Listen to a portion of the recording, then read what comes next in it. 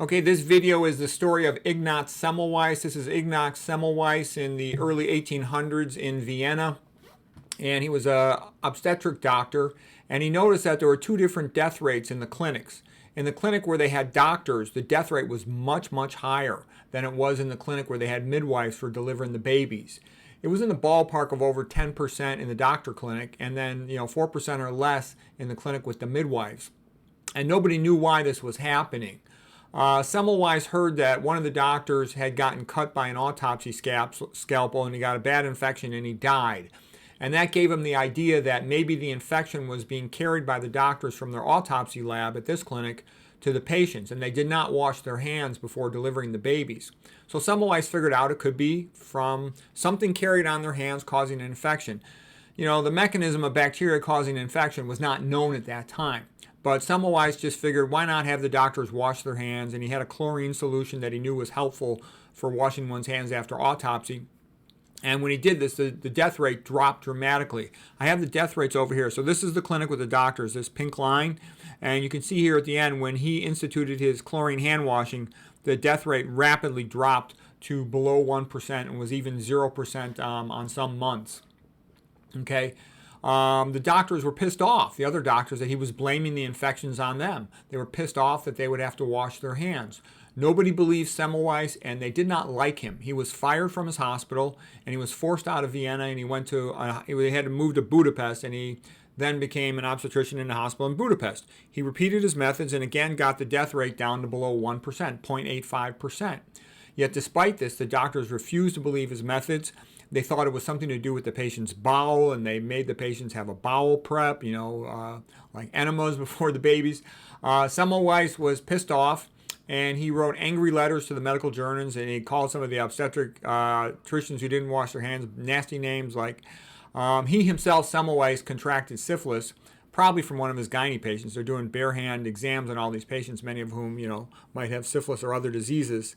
And Semmelweis was starting to behave irresponsibly, drinking and whatnot. And so he was then sent to a mental institution, and he was beaten up by the guards, and he died like 2 weeks after that.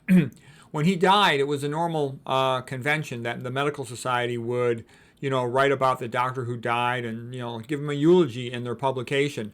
But with Semmelweis, they hated him so much they refused to even acknowledge his death, and nothing was written about him at the time of his death in the usual medical publications. He died essentially unknown and forgotten.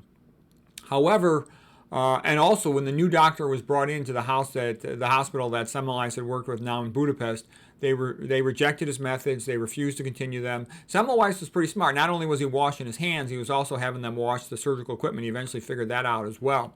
But the new doctor came in, rejected Semmelweis' methods, stopped doing all those things, and immediately the mortality rate rose over 6% in the Budapest hospital.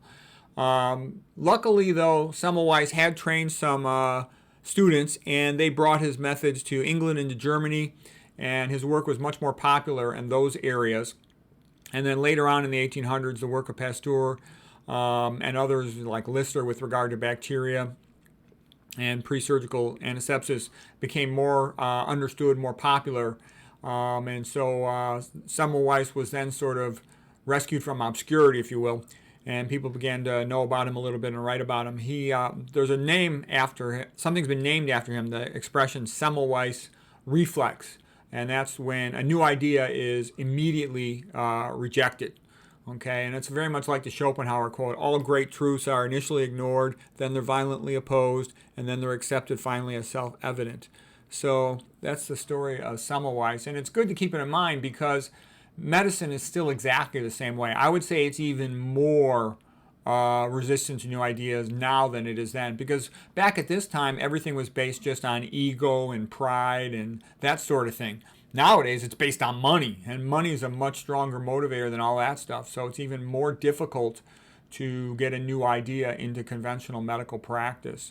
So anyway, it's good to know the story of Semmelweis, and it's good for the patients to know this. It's good for your patients to know that no one cares about you. It doesn't matter to the medical system whether you live or you die or have all kinds of complications. And the reason why you want to know that is once you realize that you're kind of on your own, and it helps you to process information. There are a lot of good doctors who know a lot and will do their best to help you, but it helps if you can help them by knowing what's going on so you can tweak things when you need to get the best possible outcome. Always remember, you want optimal care and optimal results. You don't automatically want standard of care. A lot of times standard of care is far below optimal care, like it is, let's say, for coronary artery disease, for example.